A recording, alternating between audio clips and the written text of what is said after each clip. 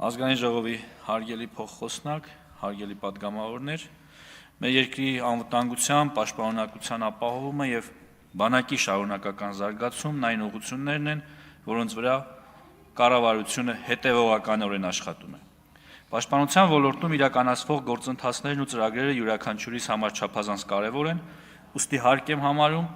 ազգային ժողովի բարձր ամբիոնից եւս մի անգամ խոսել կառավարության ծրագրից ու Հայաստանի Հանրապետության բանակի կերպափոխման հայեցակարգից բխող բարեփոխումների ընթացիկ արդյունքներից։ 2026 թվականին նախարարության համար նախատեսված 563.1 միլիարդ դրամ ֆինանսական միջոցներից ընթացիկ ծախսերը կազմում են 259.4 միլիարդ դրամ, այն է 46.1%, իսկ կապիտալ ծախսերը 303.7 միլիարդ դրամ, 53.9%։ Հարկ եմ համարում պաշտպանական ծախսերը ներկայացնել նաև տարիների որոշակի համեմատականով։ Համեմատության սկզբնական թիվը վերցրել եմ նախահեղափոխական 2017 թվականին ձևավորված 2018 թվականի բյուջեով նախատեսված թվերը։ 2018 թվականին պաշտպանական ծախսերը կազմել են 245 միլիարդ դրամ։ Արտարժույթով դա կազմում է 640 միլիոն դոլար։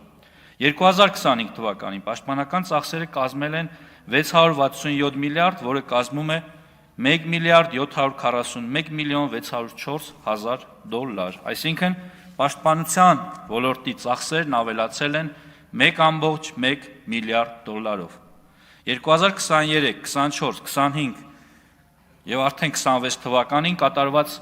եւ կատարվելիք ծախսերը, ինչպես երեք եմ նաեւ նշել, աննախադեպ են։ Հենց սրա բերումով է, որ մենք կարողացել ենք իրականացնել այնպիսի բարեփոխումներ, ինչպիսին օրինակ զինծառայողների ատեստավորման ծրագիրն է։ Այսօր պայմանագրային զինծառայողը ատեստավորման արդյունքում կարող է ստանալ 205-ից մինչև 470 հազար դրամ հավելյալ աշխատավարձ։ Սա էական բարելավում է եւ կարծում եմ արդեն անդրադարձել է մեր զինծառայողների սոցիալական վիճակի վրա, նրանց կյանքի որակի վրա։ Այս պահին ունենք գործընթացին մասնակցած զինծառայողների 65%-անոց ատեստավորում։ Դինամիկան ըստ տարիների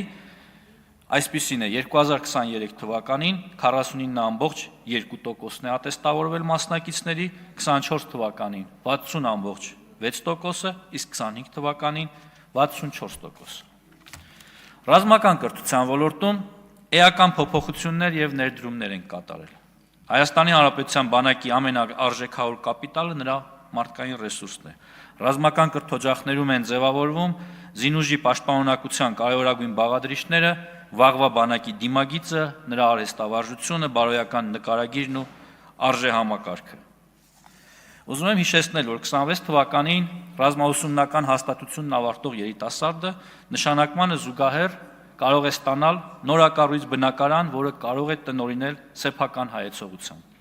Իհարկե բացառություն է կազմում այստեղ վաճառքի իրավունքը։ Ուզում եմ խոսել ռազմական կրթօջախների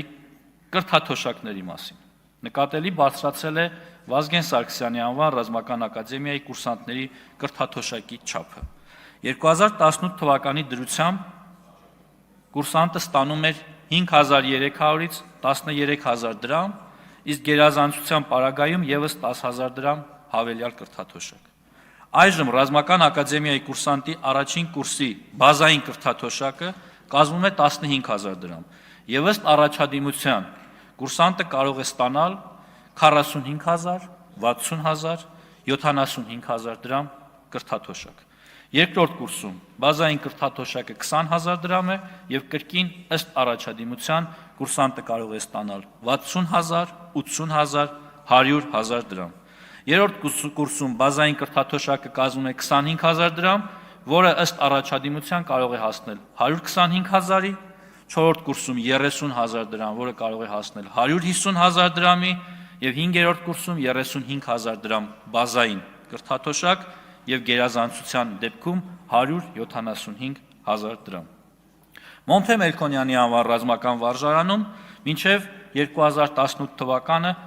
կուրսանտները ոչինչ չեն ստացել։ Հիմա վարժարանի բոլոր սաները ստանում են 15000 դրամ։ Միջին առաջադիմությամբ կուրսանտները ստանում են 30000 դրամ, գերազանց առաջադիմությամբ կուրսանտները 45000 դրամ։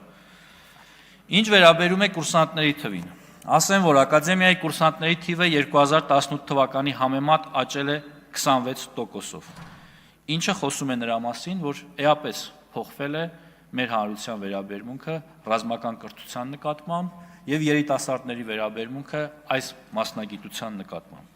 Չեմ կարող չանդրադառնալ պաշտպան հայրենիաց ծրագրին, հիշեցնեմ, որ ծրագրով ժամկետային զինծառայողները դառնում են պայմանագրային եւ 5 տարով պայմանագիր են կնքում պաշտպանության նախարարության հետ։ Ավելին ասեմ, օրենսդրական մեկ այլ նախաձեռնություն ունենք, որի համաձայն պաշտպան հայրենիաց ծրագրի շահառուները կարող են պայմանագիրը դարձնել 7 եւ 10 տարով։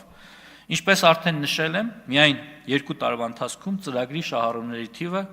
4220 է, որը պարբերաբար աճում է։ Օրինական թափանցիկ պարզեցված համակարգով զորակոչը հասարակության մեջ բանակի նկատմամբ վստահության շեմը բարձրացնելու ամենահուսալի միջոցն է։ Արվում է առավելագույնը զորակոչի օրինականությունը երաշխավորելու համար, առաջին հերթին հենվելով իրավախախտումներն ու սողանցքները բացառող մեխանիզմների վրա։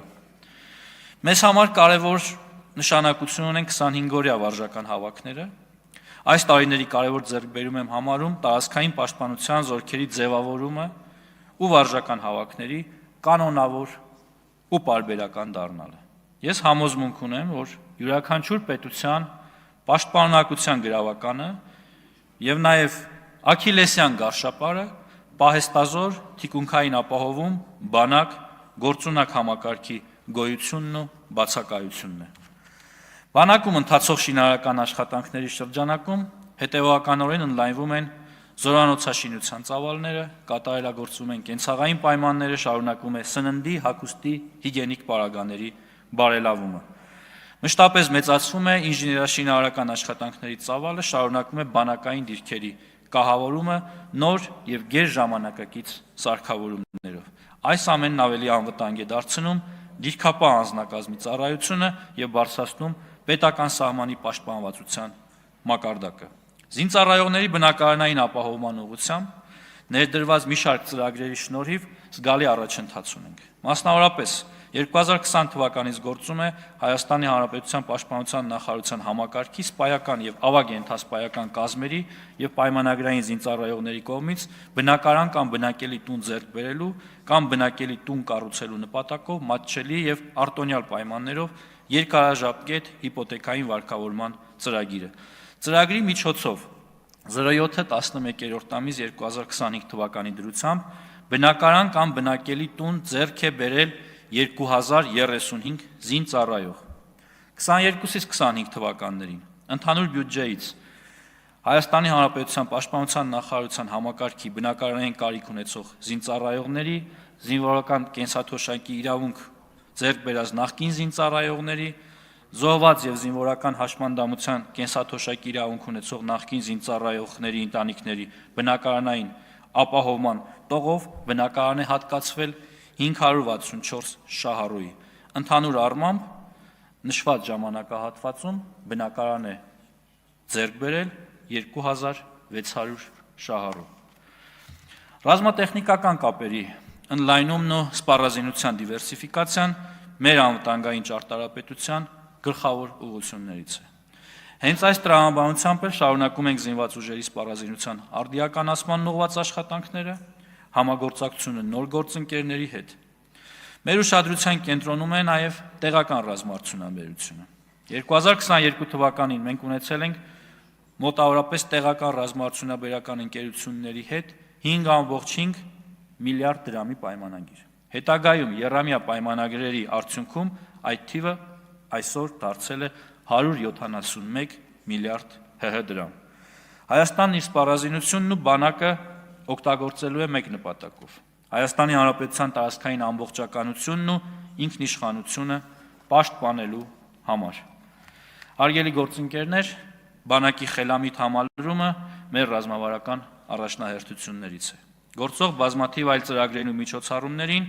մենք հավելել ենք նյութական խթանների ներդրումը, պատվովճարների եւ առանձնաշնորհումների տեսքով։ Ռազմական բուհերի շրջանավարտներին բնակարան հատկացնելու որոշումը, ատեստավորման գործընթացի ներդրումը, պաշտպան հայրենիաց ծրագիրը, կանանց 6-ամսյա կամավոր ժամկետային ծառայության համակարգը, օրենսդրական նախաձեռնությունը, ըստ որի պահեստազորում հաշվառված սպաները կարող են վերադառնալ բանակ, շարունակել ծառայությունը սահմանված զորամասերում, միևնույն ժամանակ պահպանելով զինվորական թոշակը, այս ամենը հայրենիքի պաշտպանության, գաղափարի ամրապնդման եւ զինծառայողի աշխատանքը կարեւորելու նոր ձևաչափեր են, ինչը արագ եւ հեռանկարային արդյունքներ է ենթադրում։ Շնորհակալ եմ։ Շնորհակալ եմ, պարոն նախարար։ Հարգելի գործընկերներ, ընդմիջումից հետո